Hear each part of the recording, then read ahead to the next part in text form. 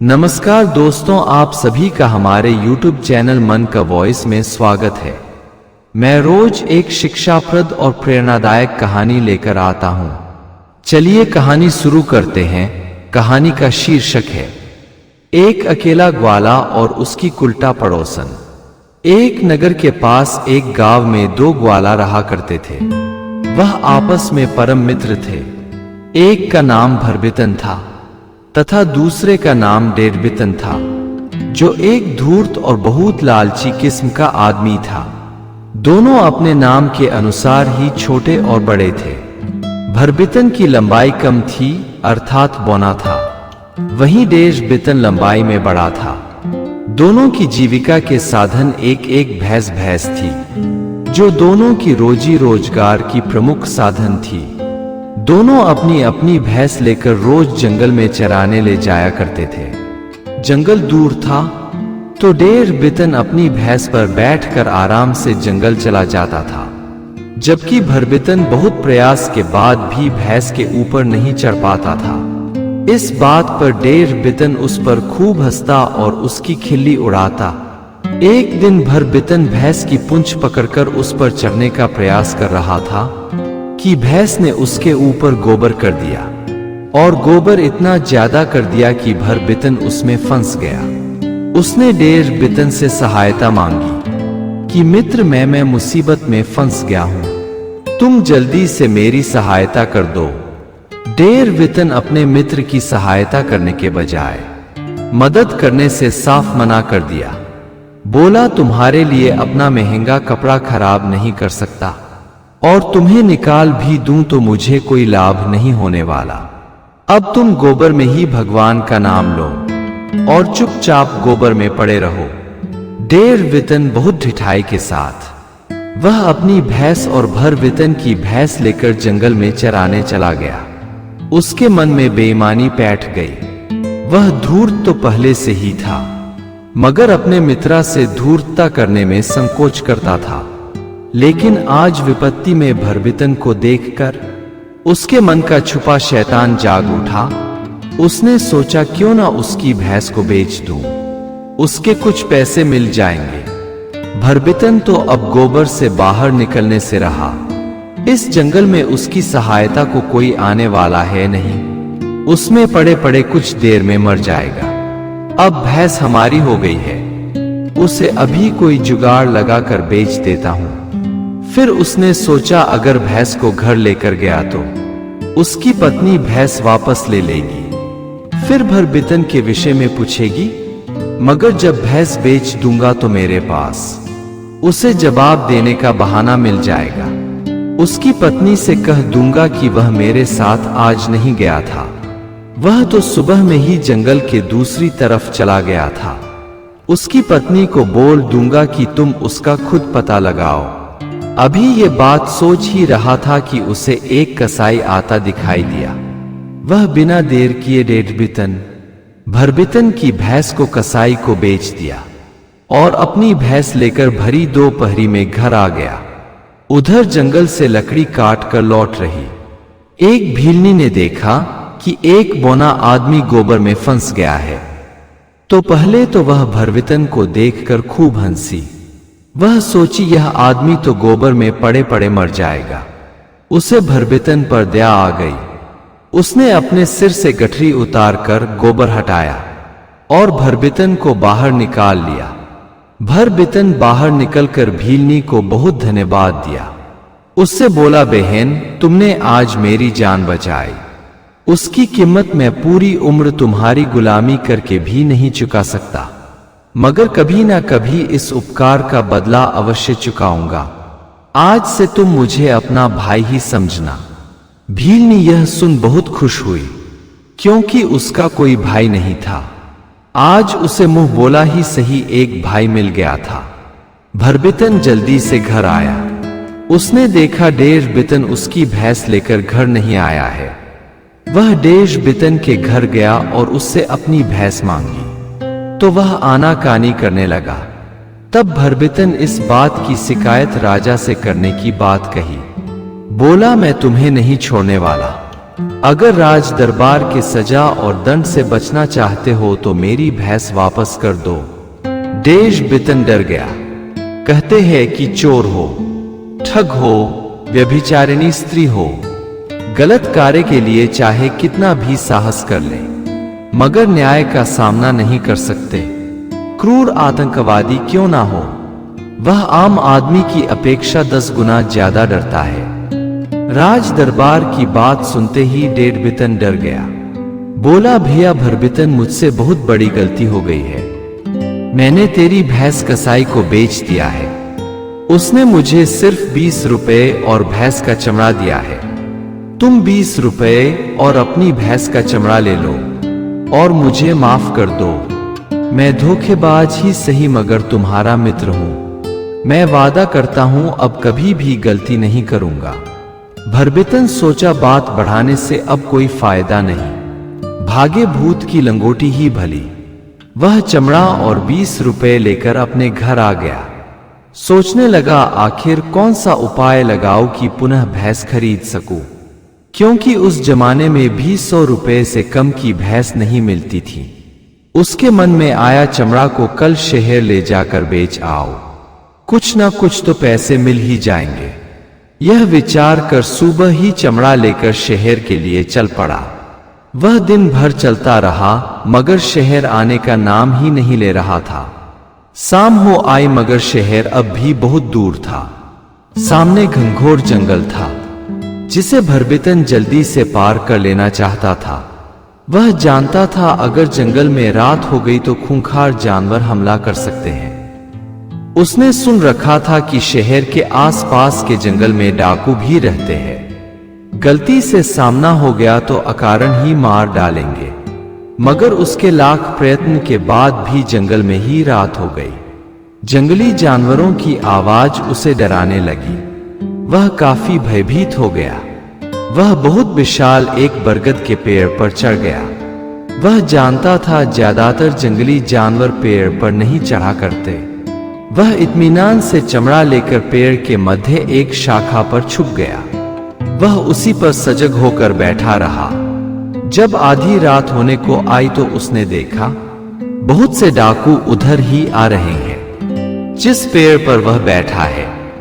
डाकू पेड़ के नीचे आकर खड़े हो गए। भरबितन बहुत डर गया। उसे लगा इस वक्त अगर गलती से खांस भी दिया तो जान पर बन आएगी। वह सांस रोककर उनके कारनामे देखने लगा। डाकू पेड़ के नीचे बैठकर लूटे धन का बंटवारा करने लगे, मगर उसमें कुछ ऐसा धन था जिसको लेकर 2 डाकू आपस में भिड़ गए। दोनों एक दूसरे पर तलवार से वार पर वार करने लगे। अन्य उनके साथी डाकू रोकने की बहुत कोशिश कर रहे थे, मगर वो किसी की एक नहीं सुन रहे थे। पेड़ के ऊपर बैठा भरबितन डर के मारे कांपने लगा। उसके हाथ का बैलेंस गड़बड़ाया तो चमड़ा को छोड़ जोर से पेड़ के डाली को पकड़ लिया, मगर अजीब घटना घट गया। उसका चमड़ा दोनों लड़ रहे डाकुओं के ऊपर जा गिरा। डाकुओं को लगा उसके ऊपर प्रेत कूद पड़ा है। डर कर डाकू वहां से भाग गए। भरबितन जल्दी से नीचे उतरा और सारा माल अपनी चादर में बांधकर जल्दी से अपने गांव के तरफ चल पड़ा। सुबह होते होते जंगल पार कर अपने घर के नजदीक पहुंच चुका था। थोड़ा दिन निकलते ही अपने घर आ गया। जब उसकी पत्नी ने देखा कि बहुत सारा धन लेकर उसका पति आया है तो वह डर गई।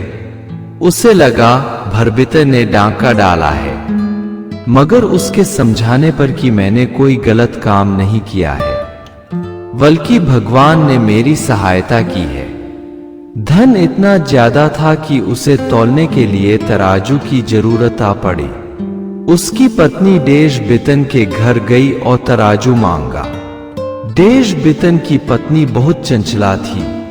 उसे समझते देर नहीं लगी कि भरबितन के घर तराजू से तौलने लायक कुछ भी नहीं है, अवश्य ही कोई विशेष चीज तौलने वाले हैं। उसने चुपके से तराजू के नीचे मोम लगा दिया। भरबितन की पत्नी एकदम भोली भाली थी। उसके अंदर कोई छल कपट नहीं था। वह तराजू लेकर घर चली गई। जब दोनों ने धन को तौला तो अनुमान लगाया कि यह 50 लाख से कम नहीं है। हम इस धन से सिर्फ नेक काम करेंगे, गरीबों की सहायता करेंगे, साधु संतों की सेवा में लगाएंगे, धार्मिक आयोजन कराएंगे, मंदिर और धर्मशाला बनवाएंगे इत्यादि बहुत से विचार किए। भर बितन की पत्नी तराजू लौटाने डेढ़ बितन के घर गई और तराजू देकर वापस लौट आई। उधर डेढ़ बितन की पत्नी तराजू पलट कर देखी तो आश्चर्यचकित हो गई। तराजू के नीचे मोम में सोने का मुद्रा सटी थी, यानी उन लोगों के पास इतना अथाह धन है कि उसे तराजू से तौलना पड़ा। मगर इतना धन आया कहां से? वह सोचने लगी तो ख्याल आया कि कल भैंस का चमड़ा बेचने भरबितन शहर गया था। जरूर शहर में चमड़ा बहुत महंगा बिकता है, लाखों में लोग खरीद लेते हैं।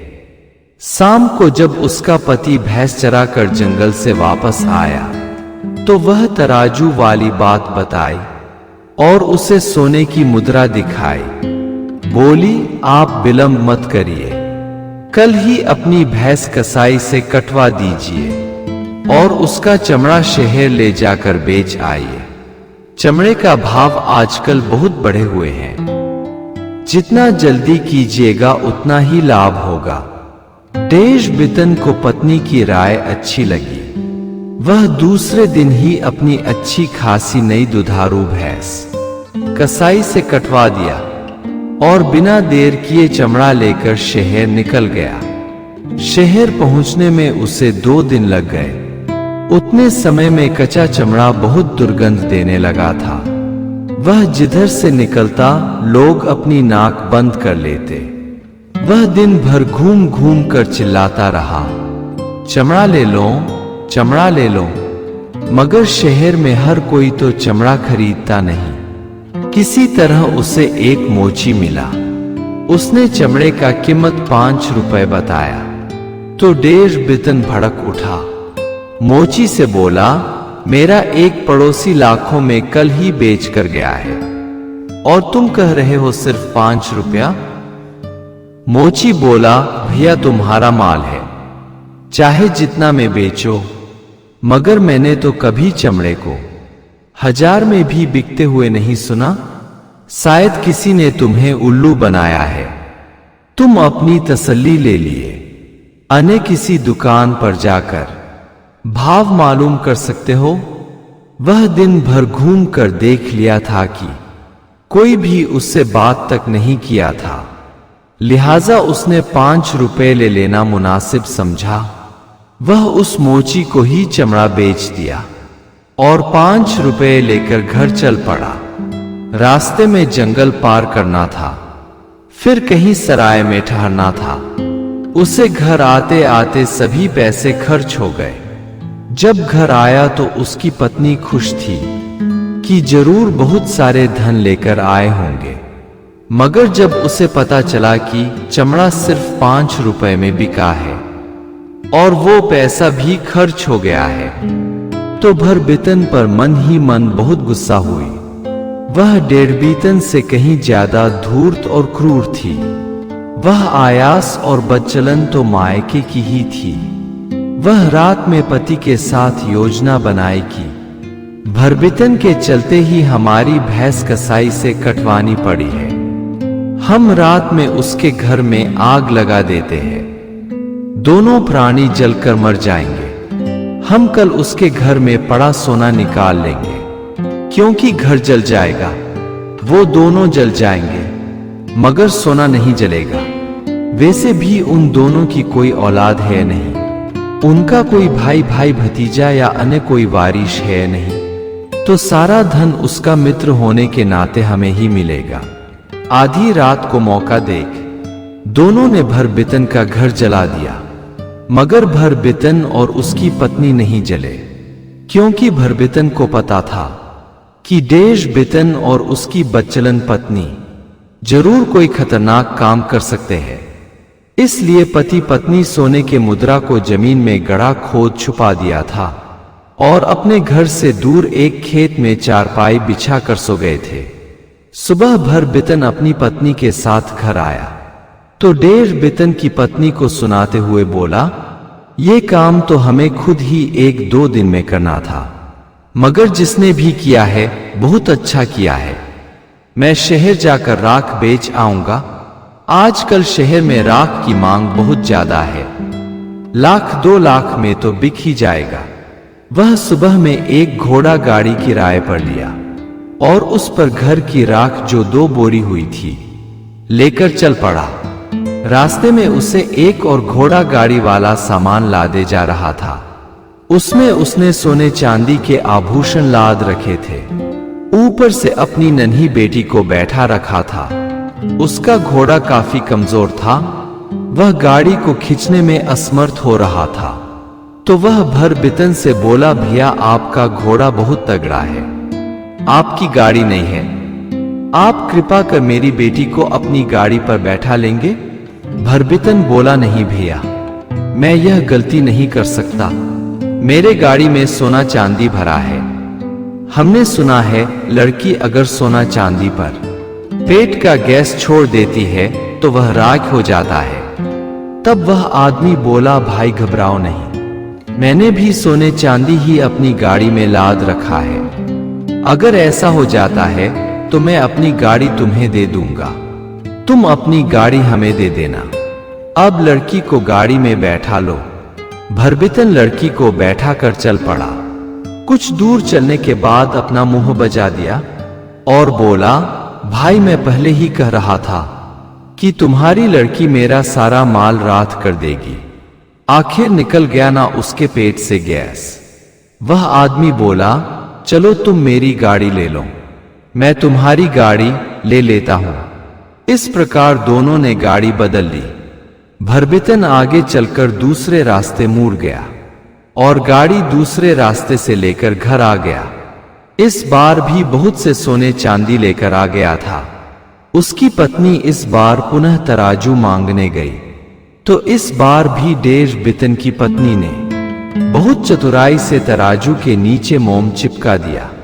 सब माल तौलने के बाद भरबितन की पत्नी उसे जलाने के लिए तराजू के नीचे 2 असरफिया चिपका कर उसके घर दे आई और उसकी पत्नी से बोली, बहन, शहर में राख की इतनी मांग है कि राख सोने के भाव बिक गया। मेरे पति बहुत पछता रहे हैं कि काश 2-4 बोरी और राज होती तो मजा आ जाता। डेर बितन की पत्नी तराजू पलट कर देखी तो उसकी आंख फटी की फटी रह गई। इस बार 2 स्वर्ण मुद्रा सटे हुए थे। डेर बितन और उसकी पत्नी ने फैसला किया कि हम भी अपना घर फूंक कर उसकी राख शहर में बेच आएंगे। पिछली बार शायद हमने जाने में देर कर दी थी, मगर इस बार यह शुभ काम अभी करेंगे। और इस तरह भरी दोपहरी में दोनों ने अपना घर खुद जला दिया। उसने भी किराए पर एक तांगा लिया और राख लेकर शहर को चल पड़ा। शहर में घूम घूम कर दिन भर चिल्लाता रहा, भाई राख ले लो, तत्काल का घर फूंका हुआ, तरोताजा राख ले लो। मगर शहर में राख कौन खरीदता है, अर्थात किसी ने नहीं लिया। तो निराश हो घर लौटने लगा। रास्ते में एक किसान अपने खेत के लिए 50 पैसे में राख खरीद लिया। डेर बितन काफी गुस्से में घर आ गया और सोचने लगा, किसी तरह भरबितन को ठिकाने लगा देता हूं, उसके बाद उसकी पत्नी मेरे पास आकर रोएगी, गिर गिराएगी, उसे भी अपनी पत्नी बना लूंगा और उसके अथाह धन पर जिंदगी भर ऐश करता रहूंगा। एक दिन भरबितन नदी स्नान को गया हुआ था। वहां डेर बितन भी पहुंच गया। उसने देखा आसपास कोई नहीं था। उसके लिए अच्छा अवसर था भरबितन को ठिकाने लगाने का। उसने भरबितन का हाथ पैर बांधकर नदी में बहा दिया। सोचा साला डूब कर मर जाएगा। गांव में आकर खूब प्रचार भी किया कि भरबितन नदी की तेज धार में बह गया है। मगर भरबितन की पत्नी पर उसकी बात का कोई असर नहीं हुआ। वह डेढ़बीतन से कोई सहायता मांगने नहीं गई। उसे पता था कि लालची आदमी किसी का भी उपकार नहीं कर सकता, बल्कि किसी के दुख में भी अपना लाभ तलाशता है। वह उसके चंगुल में नहीं फंसने वाली थी।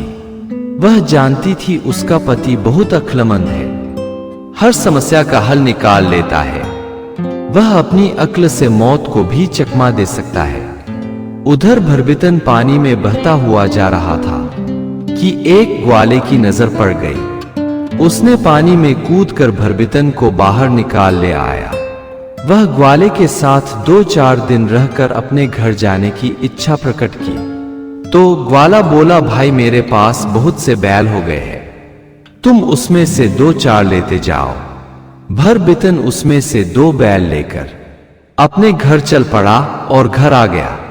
वह डेढ़बितन से बोला, भाई तुम महामूर्ख हो, तुम हमें नदी के किनारे ही हाथ पैर बांध कर फेंक दिया। नदी के देवता नाखुश होकर हमको सिर्फ 2 बैल दिए हैं। अगर तुम हमको बीच नदी में फेंका होता तो आज कई लाख सोने की मुहरें लेकर आता। डेढ़बितन की पत्नी यह सब बात सुन रही थी। वह बोली, भरबितन बबुआ, तुम इनको भी बीच नदी में हाथ पैर बांध कर फेंक दो ना। डेढ़बितन भी बोला, भाई तुम हमको भी हाथ पैर बांध कर नदी में फेंक दो। भरबितन बोला, क्यों नहीं, अवश्य फेंक दूंगा। आखिर तुम भी तो मेरे पड़ोसी हो, तुम गरीब कैसे रहोगे? चलो कल ही फेंक देते हैं। इस प्रकार भरबितन डेढ़बितन का हाथ पैर बांध कर नदी में फेंक आया। कई महीने बीत जाने पर जब डेढ़बितन वापस नहीं आया तो उसकी पत्नी बोली, भरबितन बबुआ, तुम्हारे भैया अभी तक नहीं आए। तब भरबितन बोला, भाभी, भगवान के दरबार में बहुत सुंदर सुंदर औरतें रहती हैं और डेढ़बितन भैया औरतों के बहुत शौकीन है। मुझे लगता है उन्होंने वहां शादी कर ली है। अब तुम्हारी जैसी बुरपाकुच के पास क्यों आएंगे? अब वो नहीं आने वाले। डेढ़बितन की पत्नी पहले से ही बहुत चालबाज थी। बोली, भरबितन बबुआ, अगर उसने वहां शादी कर ली है तो मैं भी पीछे नहीं रहने वाली। वैसे भी उसके साथ किसी तरह गुजारा कर रही थी। उसने बिना देर किए धन के लोभ में पड़ोस के बूढ़े आदमी से शादी कर ली। बड़े बूढ़ों ने ठीक ही कहा है कि दुष्ट प्रवृत्ति की स्त्री का कोई स्थायी पति नहीं होता, वह अपने सुविधा अनुसार पति बदलती रहती है। भरबितन को भीलनी याद आई, जिसे वह अपनी बहन बनाया था। उसे बुलवा कर बहुत से उपहार देकर विदा किया और बोला, तुम अपने भाई के घर हमेशा आती जाती रहना। अगर आपको हमारी वीडियो अच्छी लगी हो तो हमारे चैनल को सब्सक्राइब करें, लाइक करें और कमेंट बॉक्स में राधे राधे जरूर लिखें। आपसे पुनः मिलते हैं एक नई वीडियो के साथ। तब तक के लिए आपको और आपके पूरे परिवार को राधे राधे।